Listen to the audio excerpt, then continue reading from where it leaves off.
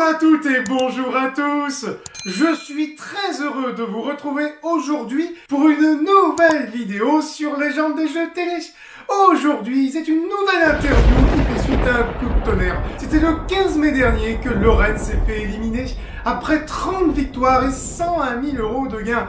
Un sacré beau parcours qui lui permet de se classer dans l'un des classements qui associe tous les vainqueurs de tous les jeux télé sur légendesjeuxtélé.com. On va revenir évidemment en détail sur ce classement que Lorraine elle a atteint. On va faire un petit bilan sur son parcours, car mine de rien, 30 victoires, c'est un parcours qui est déjà très vaste. Un parcours dont on va revenir maintenant avec elle, vu qu'elle a accepté mon invitation pour réaliser une interview sur Légende des jeux télé. Bonjour Lorraine. Bonjour Jean-Baptiste. Ah Lorraine, quel beau parcours comme je le disais, 101 000 € en 30 victoires. Comment te sens-tu Lorraine après cette consécration? Alors, bah écoute, je me sens bien. Je suis forcément un peu triste parce qu'on n'a jamais envie que ça se termine, mais je me sens forcément hyper bien. Je réalise tout doucement ce qui s'est passé parce que c'est quand même un vrai tourbillon d'émotions. Donc je vais très bien, je te remercie. Pourrais-tu nous dire Lorraine, qu'est-ce qui t'a donné l'envie initialement de faire N'oubliez pas les paroles? Ce qui m'a donné initialement l'envie de faire l'émission, en toute honnêteté, j'ai toujours adoré apprendre des chansons. En fait, je me suis rendu compte, au départ, c'était forcément les chansons de mes années, donc plutôt années 90, années 2000. En fait, j'adorais tellement chanter que pour moi, pour pouvoir chanter, il fallait que je connaisse les paroles. Donc en fait, c'est parti un peu de ça, mais c'était fait très inconsciemment et naïvement. J'ai même retrouvé des cahiers, enfin des petits classeurs quand je devais être enfant, où j'avais réécrit les paroles de certaines chansons que j'aimais chanter. Donc pour te dire que ça date d'il y a un moment l'histoire. Et forcément le concept m'a énormément parlé, hein, le concept de l'émission forcément m'a parlé. Je me suis pas lancée tout de suite parce qu'en fait on a toujours aussi le sentiment que la télévision c'est un peu inaccessible, donc on se dit voilà, c'est cool à regarder mais moi je pourrais jamais y aller, et puis après un jour j'ai fini par me lancer et voilà où j'en suis aujourd'hui, et c'est trop chouette. Pourrais-tu nous raconter ton parcours complet avec cette émission? Alors mon parcours dans l'émission, tout a commencé un été 2015, non en plus je plaisante mais je crois que j'ai passé le casting, ouais c'est ça, en 2015. Je suis allée sur le plateau la première fois en 2016 et je suis clairement arrivée la fleur au fusil. J'avais l'impression d'avoir énormément travaillé, je crois que si j'avais potassé 30 ou 40 chansons c'était le max, hein. Donc j'y suis allée vraiment en fait avec mes connaissances qui du coup étaient largement insuffisantes, surtout pour toutes les années autres que les années 90 et 2000. J'ai quand même réussi à être maestro malgré tout en 2016, avec un peu de chance de tomber sur des chansons que je connaissais un peu, etc. J'ai gagné 1 000 € et je me suis fait éliminer ensuite par Gauthier qui est devenu un grand maestro, qui n'est plus dans le classement aujourd'hui mais qui avec ses 150 000 € est resté un moment dans le classement. Je ne suis pas revenue sur le plateau avant 2021. Pour plein de raisons. Je crois que initialement, quand on était maestro, on n'avait pas le droit, je crois, au début de revenir sur le plateau. Ils ont finalement changé les règles, etc. Fallait attendre 2 ans. Enfin bon, bref, le temps était long. Je me suis accrochée et 2021, me revoilà de nouveau donc sur le plateau. Et là, je tombe face à Geoffrey, décidément. Et là pour le coup j'ai pas gagné, Geoffrey a été meilleur, hein. Et Laurie aura eu raison de moi sur la même chanson, mais c'était sans compter le fait que je n'allais pas lâcher l'affaire comme ça. Donc me revoilà maintenant en 2023 et donc pour mon troisième passage à l'émission, où cette fois-ci j'ai donc rencontré Audrey, qui était maestro depuis seulement quelques victoires, 5 je crois, mais qui avait clairement un fort potentiel. Et j'ai eu la chance un peu avec moi puisqu'elle s'est trompée sur ses 30 points et j'ai pu commencer la même chanson et faire une clochette et faire du coup que je n'étais pas rattrapable. Donc j'ai eu de la chance sur ça et voilà, la suite vous la connaissez, hein, c'est 30 victoires, 31 émissions, 30 victoires et 101 000 euros et tout ça c'est assez fou. 23 clochettes en 31 émissions, c'est tout simplement immense. Qu'est-ce que l'on ressent lorsqu'on fait retentir la résonance? Ouais, 23 clochettes pour 31 émissions, c'est assez incroyable. Je t'avoue que je n'étais pas du tout sûre de savoir maîtriser mon stress au moment de la même chanson. J'avais les mains très moites, j'avais le cœur qui s'emballait à chaque coupure pub. Et à chaque fois que la même chanson s'affichait, c'était toujours un moment d'incertitude dans la tête. Et je suis très heureuse d'avoir réussi cette belle performance et c'est surtout que ça me procurait, au-delà de la joie que ça procure forcément, c'était surtout un gros soulagement parce que on se dit bah c'est cool, l'aventure continue, alors que finalement dès qu'on fait pas la clochette, on a ce temps où le challenger va chanter et on a vraiment très très peur que tout s'arrête.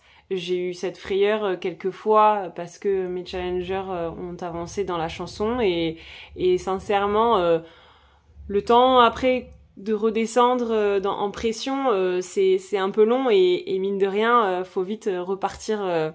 Faut repartir dans la bataille en quelque sorte. Donc clairement un gros soulagement et une immense joie évidemment. Parmi ces 30 victoires, 31 émissions, quels sont les meilleurs souvenirs que tu retiendras? Mes meilleurs souvenirs, c'est vraiment compliqué parce que je crois que chaque instant sur ce plateau était vraiment un excellent souvenir. Forcément, le moment où je deviens maestro, ça c'est sûr que ça reste un souvenir impérissable. Mes premiers 20 000 aussi, on va pas se mentir. Mais en toute honnêteté, vraiment chaque moment passé était incroyable parce que en fait je me sentais tellement bien sur ce plateau que j'ai réussi à profiter vraiment de tout ce qui m'entourait, que ce soit les musiciens, que ce soit les ambianceurs, Nagui, même le public. J'ai adoré l'énergie et les bonnes vibes qui se dégageaient de ce plateau. Donc en fait tout est un bon souvenir, vraiment. Mais évidemment, il y aura toujours, voilà, donc les premiers 20 000, le maestro. Il y a eu quelques mêmes chansons qui m'ont plus marqué que d'autres aussi. Je sais pas pourquoi, mais j'ai vraiment retenu Casser la voix.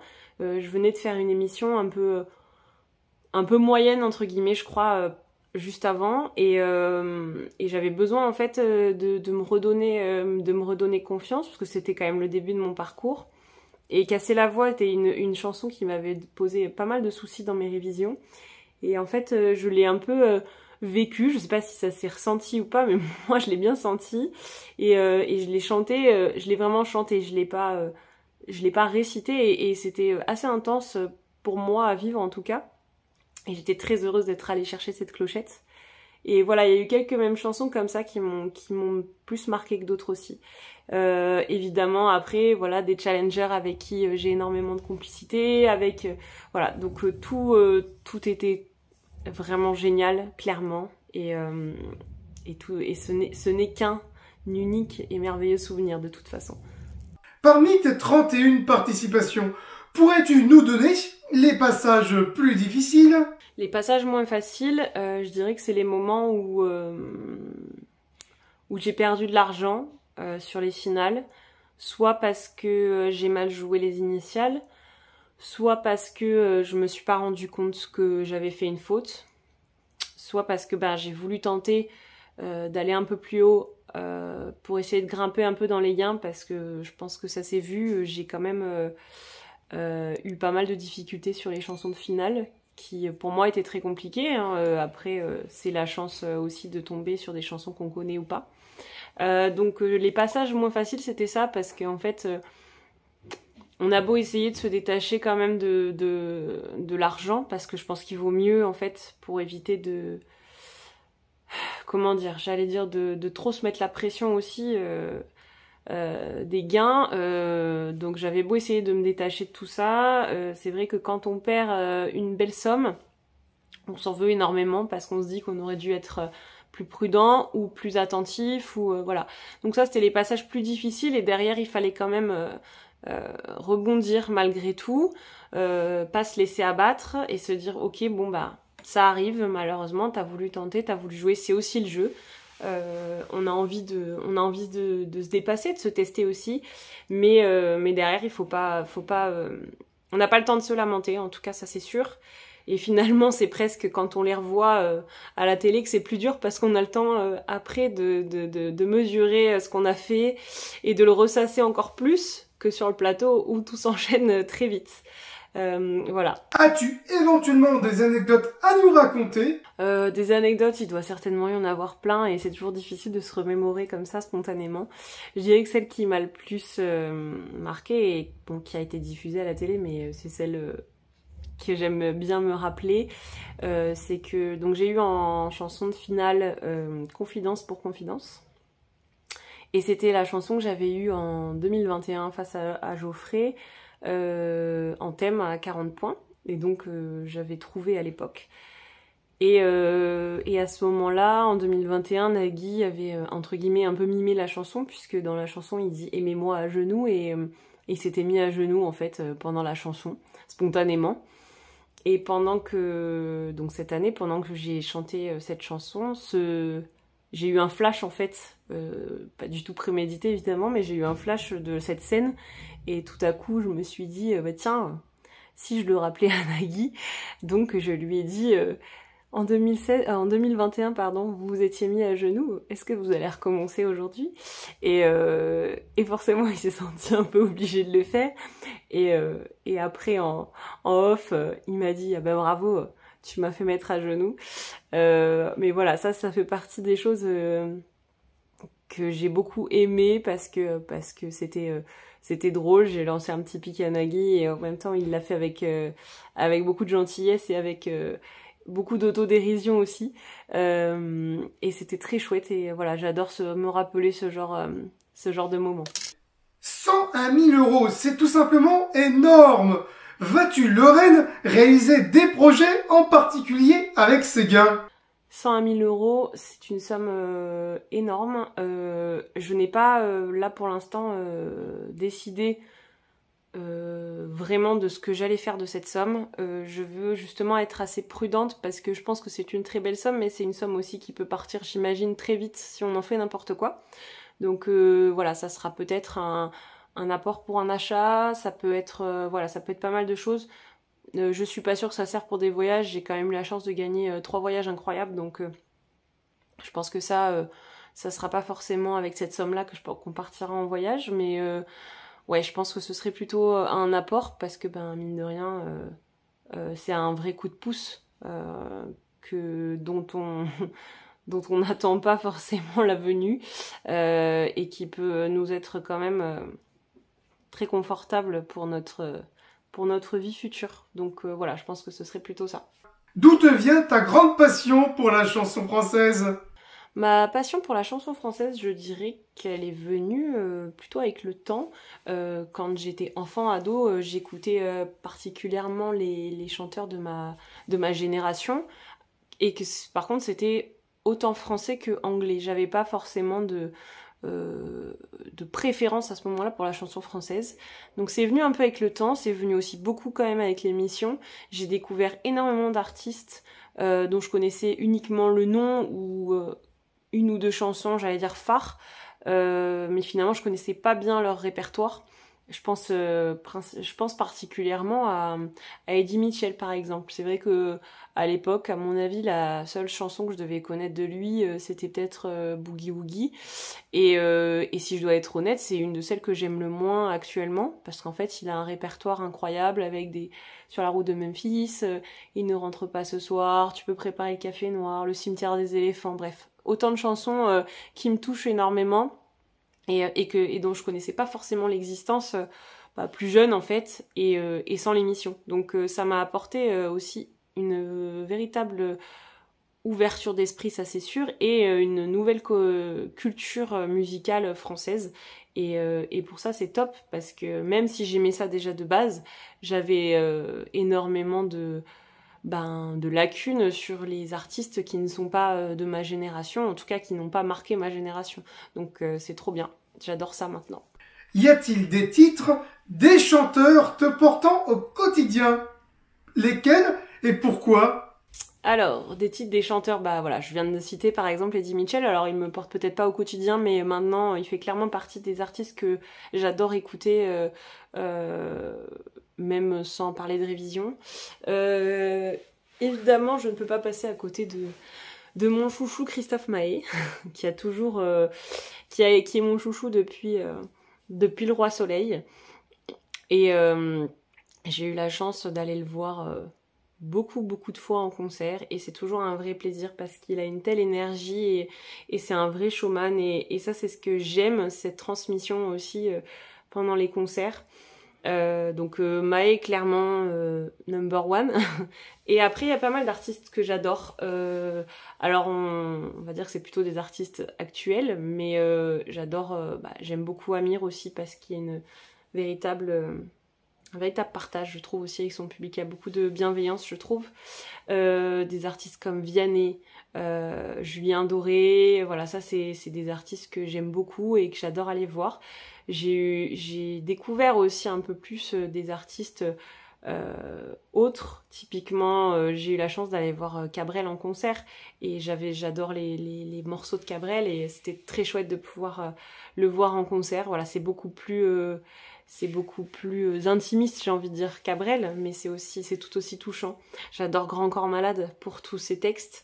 Voilà, il y a énormément d'artistes comme ça que j'apprécie et que j'adore écouter au quotidien, et qui me je sais pas, qui me rendent juste heureuse en fait. J'adore chanter leurs chansons, j'adore les écouter, j'adore Angèle aussi par exemple, parce que je me rends compte que j'ai cité que des hommes. Angèle aussi, son côté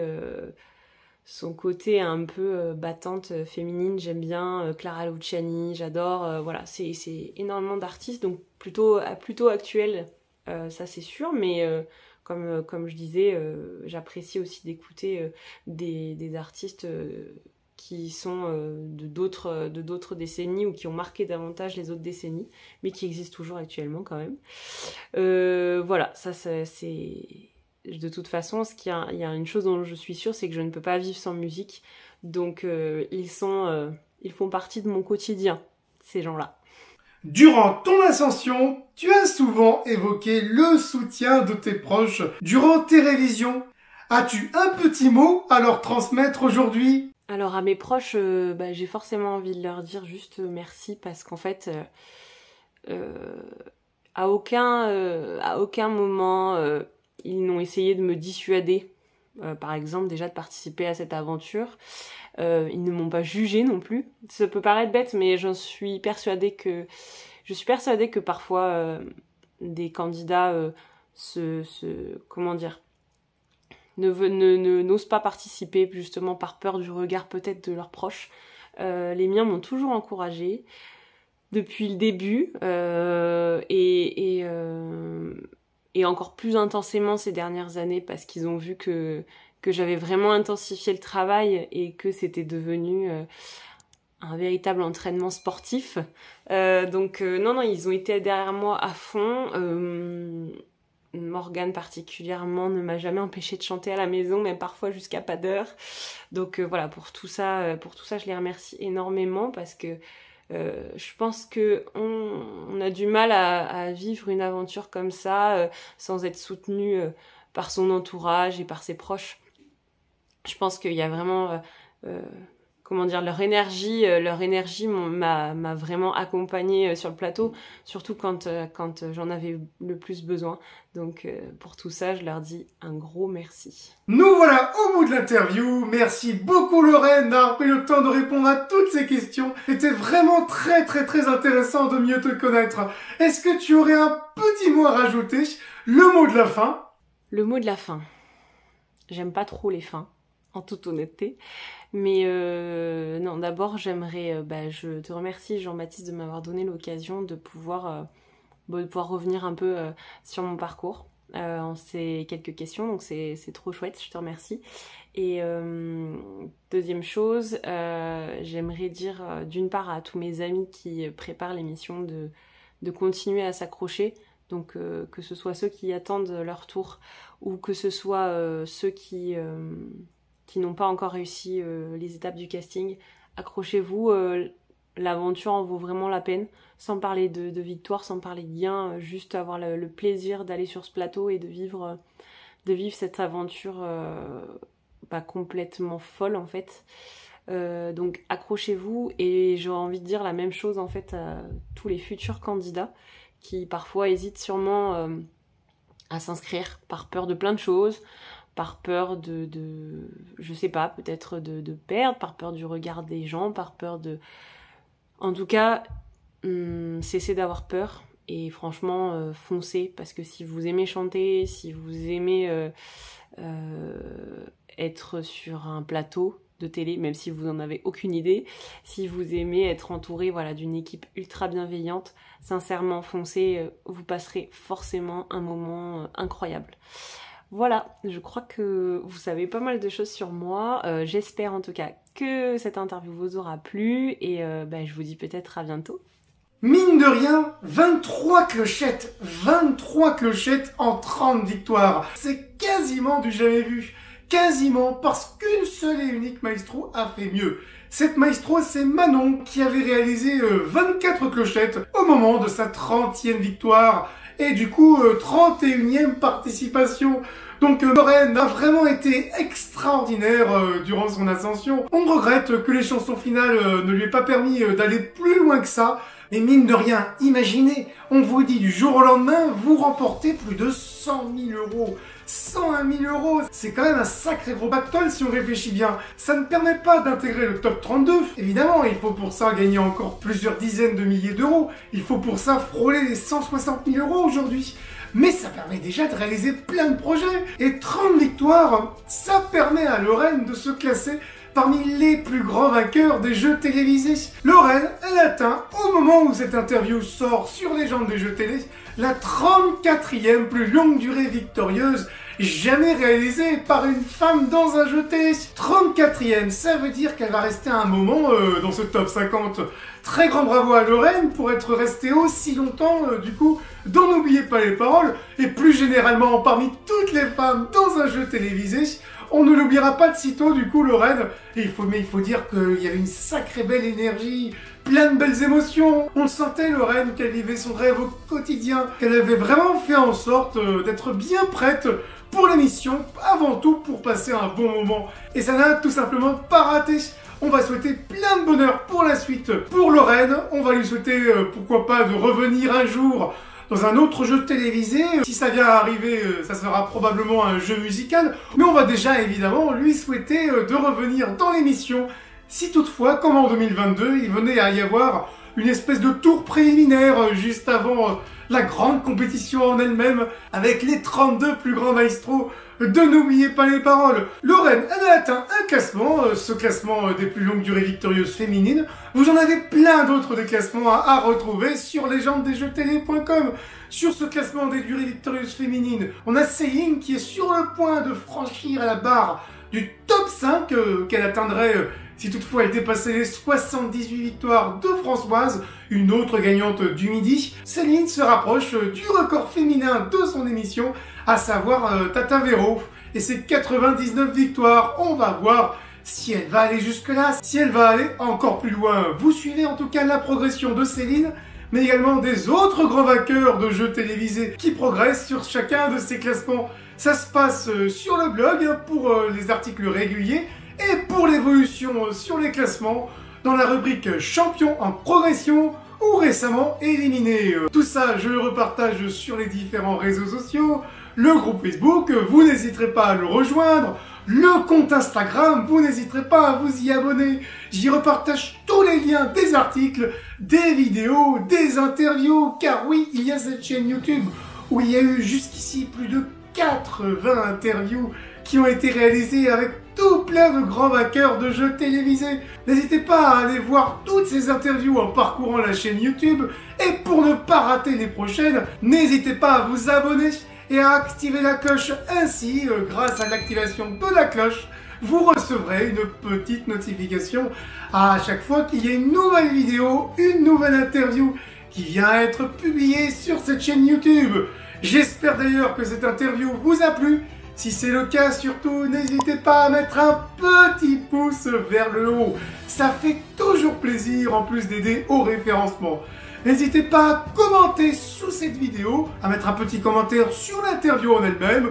Pourquoi pas un commentaire directement à destination de Lorraine qui lira probablement vos commentaires et qui y répondra très probablement. Vous le voyez, les gens des jeux télé, c'est un très gros projet. Les vidéos, les interviews, les classements, les articles, tout ça.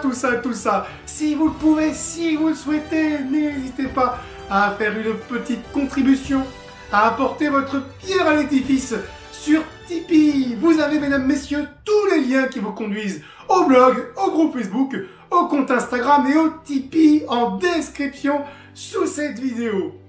Merci à toutes et merci à tous de nous avoir suivis. Surtout, portez-vous bien. Encore un très grand bravo à Lorraine pour son beau parcours. Merci à elle d'avoir réalisé cette belle interview pour les gens des jeux télé. Je vous dis, mesdames, messieurs, à très bientôt. Ciao!